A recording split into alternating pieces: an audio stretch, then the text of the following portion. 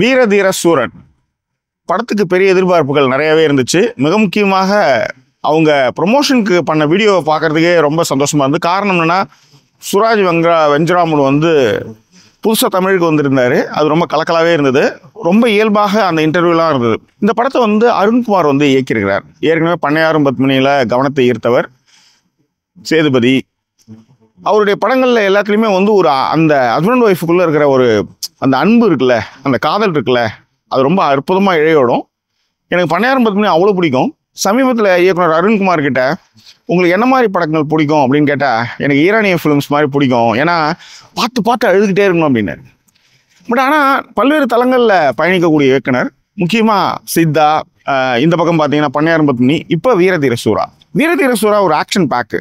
படத்தை பார்க்கும்போது அப்படி தான் இருந்தது. இவர் என்னன்னா அழுவணும், ஈரானிய ஃபிலிம்ஸ்லாம் பார்த்து அழுவணுன்றார். இந்த பக்கம் பார்த்தா அடிதடி சண்டை காட்சிகளாக இருக்குது. எப்படி பண்ணியிருக்காரு அப்படின்றத கொஞ்சம் விரிவாக பார்க்க போகிறோம். Stay tune with us.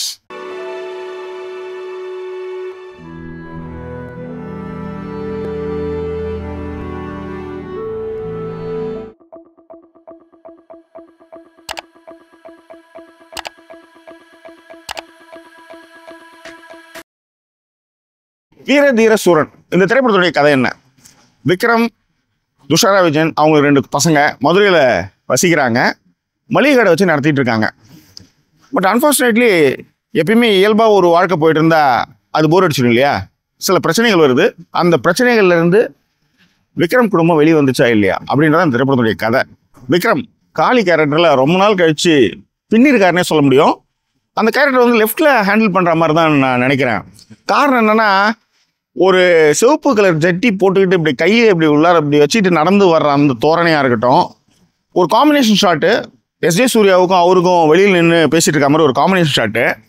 அதில் ஒரு அந்த தெனாவட்டு, இவ்வளோ தெனாவட்டு எங்கேருந்து ஒருத்தவனுக்கு வரும்? அப்போ எந்த மாதிரியான விஷயங்களும் அவன் பண்ணியிருக்கணும் அப்படின்ற மாதிரியான அந்த கெத்தை வந்து மெயின்டைன் பண்ணாமல் பண்ண இடம் இருக்குல்ல, வாய்ப்பே இல்லை.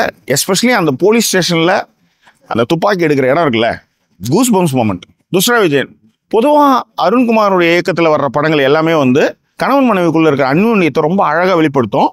முக்கியமாக இந்த படத்தில் டிவிஎஸ் 50 முன்னாடி உட்கார இடத்துல அவங்க மிரள்ற இடத்துல இருந்து, துண்டு கட்டிட்டு நிற்கிற இடத்துல வந்து அவங்க செய்கிற குறும்புல இருந்து, ரொம்ப அந்யோன்யமாக இருக்கிற புருஷன்கிட்ட தான் வந்து ஒரு சின்ன அதாவது ஒரு எக்ஸ்ட்ரீமாக போகும்போது என்ன பண்ணுவோம்னே தெரியாமல் ஒரு சில விஷயங்கள் பண்ணுவோம்ல, அந்த மாதிரியான ஒரு உண்மத்த நிலையில் வந்து துஷாரா விஜயன் வந்து ரொம்ப அற்புதமாக பண்ணியிருக்காங்க. சூப்பராக பண்ணியிருந்தாங்க. அடுத்தது பார்த்தீங்கன்னா எஸ்ஜே சூர்யா. மனுஷன் பின்னிருக்கிறார். அந்த சேரில் உட்காந்துக்கிட்டு ஒரு கதை சொல்லுவார். அதாவது இப்போ இந்த இடத்துல வந்து கண்ணை வந்தானா, இப்போ அவன் அப்படி ஓடிடுவான் அப்படின்னு ஒரு என்கவுண்டரை வந்து எக்ஸ்பிளைன் பண்ணுற விதம் இருக்குல்ல, இது வந்து நீங்கள் வந்து உளவியல் ரீதியாகவும் பார்க்கணும். காரணம் என்னென்னா, இவங்க வந்து கேஸை வந்து எழுதுவாங்க, இப்படி வந்தான் அவன் நின்னா அப்படின்னும் போது அந்த கற்பனையில் வர்றதை தான் அவங்க வந்து அங்கே காட்சியாக விவரிக்கணும்.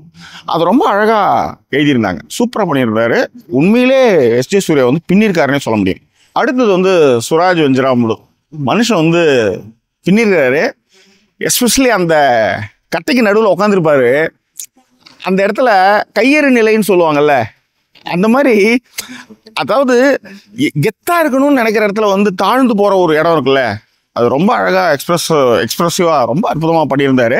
எஸ்பெஷலி விக்ரம் கிட்ட நீ எப்போ வந்து அரெஸ்ட் ஆன அப்படின்னு அந்த கேள்வி கேட்டு டீட்டெயில் கேட்குறாருல, அந்த இடம்லாம் மனுஷன் பின்னிருக்கிறார். உண்மையிலே வாய்ப்பே இல்லை. அதை விட ஃபஸ்ட்டு ஷாட் வந்து அந்த மாப்பு போட்டுக்கிட்டே வந்து பேசுகிற இடம் இருக்குல்ல, அதெல்லாம் ரொம்ப அற்புதமாக பண்ணியிருந்தார். அடுத்ததாக வந்து பெரியவர் கேரக்டரில் வந்து பிருத்திவிராஜ் பண்ணியிருந்தார். உண்மையிலே சூப்பராக பண்ணியிருந்தார்.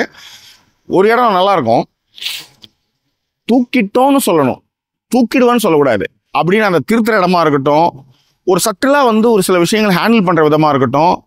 ஃபஸ்ட்டு சீனில் முக்கியமாக பார்க்கும்போது உள்ள உசுறு தாண்டி முக்கியம், மரியாதை மயிறு மட்டெல்லாம் அதுக்கப்புறம் தான் அப்படின்னு சொல்லிட்டு அந்த போலீஸ்கிட்ட போய் பேசுகிற இடம் இருக்குல்ல, சான்ஸே கிடையாது.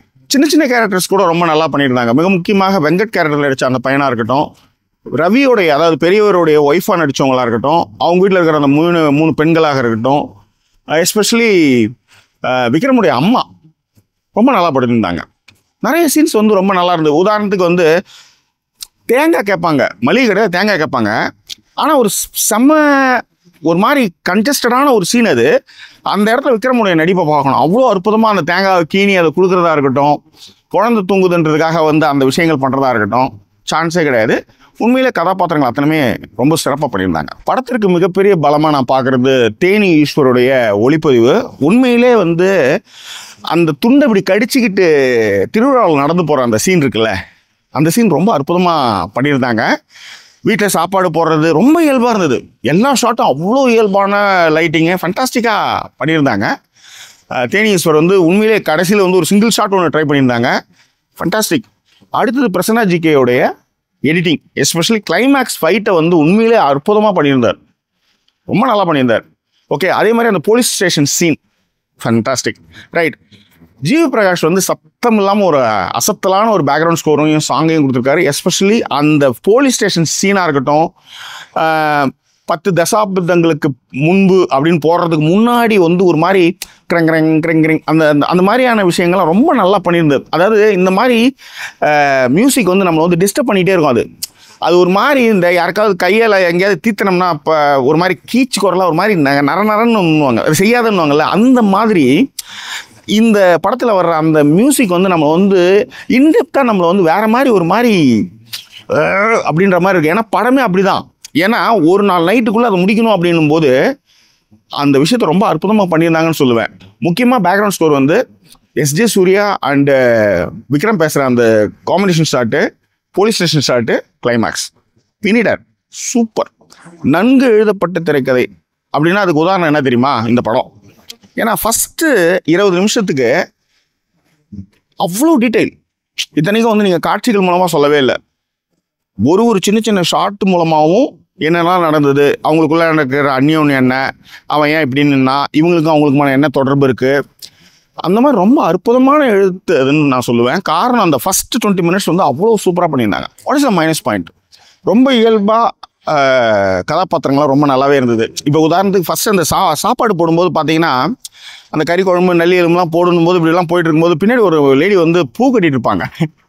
ஒரு 2-3 ஸ்டார்ட் எக்ஸ்ட்ரா பண்ணிடலாம், தடவி பண்ணுற மாதிரி. எனக்கு மைனஸ் பாயிண்ட்டே கிடையாது படத்தில். அதனால் அது ஒரு மைனஸ் பாயிண்ட்னு சொல்கிற மாதிரி இருந்து கொஞ்சம் துருத்திட்டு இருந்த மாதிரி இருந்தது. மற்றபடி எல்லாமே இயல்பாக பண்ணியிருந்தாங்க. பெருசாக மைனஸ் பாயிண்ட்னா எனக்கு சொல்ல முடியாது. ரொம்ப நீட்டான screen play. What is the take away? Vikram வந்து அவருக்கு காலில் அடிபட்டுருக்கு. அவர் எல்லா படங்களுமே எனக்கு வந்து கவனம் இன்னும் அந்த காலுக்கு தான் போகும். பொதுவாக நம்மளுக்கு இந்த மாதிரிலாம் காலில் ஏதாவது ஒரு பிரச்சனைன்னா நம்மளாம் உடஞ்சி உக்காந்துருவோம். இந்த காலை வச்சுக்கிட்டு தான் அவர் அவ்வளோ படங்களில் வந்து பின்னி பெடல் எடுக்கிறாரு, முக்கியமாக ஆக்ஷன் காட்சிகளில். நான் இப்போ சமீபத்தில் ஆஷிஷ் வித்யார்த்தியோடைய சில பேட்டிகள் பார்த்தேன். அதில் வந்து ஆஷிஷ் வித்யார்த்தி சொல்லுவார், நான் வந்து ஒரு வீலாக் எடுக்கும்போது என் தொப்பை தெரிஞ்சிருச்சு. அது ஃபஸ்ட்டு வந்து எல்லாருமே அந்த வீலாகில் வந்து அந்த ஷார்ட்டை போட வேணான்னு சொன்னாங்க. பட் எனக்கு வந்து அதை நான் போட்டதுக்கப்புறம் எனக்கு அந்த கவலையே இல்லாமல் போயிடுச்சு. எனக்கு தொப்பை இருக்குதோ கருப்பாக இருக்கோ எனக்கு அதை பற்றி கவலையே இல்லாமல் போயிடுச்சு அப்படின்னு. நான் இந்த இடத்துல அதை தான் நான் பொருத்தி பார்க்குறேன். உண்மையிலே இந்த மாதிரியான அந்த காலை வச்சு தான் ஆடுறாரு, டான்ஸ் ஆடுறாரு, சண்டை போடுறாரு, ஓடுறாரு, ஒடியறாரு. என்ன கான்ஃபிடென்ட்டுங்க. நாமளாக இருந்தால் அந்த இடம் பார்த்து ஐயோ எனக்கு இப்படி ஆயிடுச்சு, ஐயோ இப்படி ஆயிடுச்சு அப்படின்ற மாதிரி நம்ம வந்து ஃபீல் பண்ணுவோம். மனுஷன் அதெல்லாம் வாய்ப்பே இல்லை, பின்னி இருக்கிறாரு. அப்புறம் இன்னொன்று, இந்த போலீஸ்காரங்களாம் இருக்காங்கல்ல, அவங்க எப்பயுமே அப்படி தான். அதுக்கு உதாரணம் வந்து எஸ்ஜே சூர்யா கேரக்டர். ஏன்னா குற்றவாளிகள் கூட பழகி சுயநலத்தினுடைய உச்சம் தான் அவங்க எல்லாருமே. ரொம்ப நல்லா பண்ணியிருந்தாங்க. ஸோ இதுதான் என்னை பொறுத்தவரையிலையும் டேக் அவேவாக நான் பார்க்குறேன். சர்வைவல் ஆஃப் த ஃபிட்டஸ்ட் தான் இந்த படத்தை பொறுத்தவரையிலும் take away. That's all. What is the conclusions and rating? ஒரு நாள் இரவில் நடக்கிற கதை, ஏதோ ஏனோ தானம்லாம் எழுதாமல் ரொம்ப அற்புதமான எழுத்து, அதற்கான காட்சிகள், எங்கேயுமே தொய்வடைய வைக்காத திரைக்கதை இந்த திரைப்படத்திற்கான மிகப்பெரிய பலமாக பார்க்குறேன். எல்லாருமே சேர்ந்து ஜெயிக்கணும் அப்படின்ற ஒரு வெறி இருந்ததுன்னா எப்படி இருக்கும்? அந்த மாதிரி எல்லாருமே உழைச்சிருக்காங்க. அது ரொம்ப முக்கியம். இந்த படத்துக்கான ரேட்டிங்னு பார்த்தீங்கன்னா 5க்கு 4ன்னு நான் சொல்லுவேன்.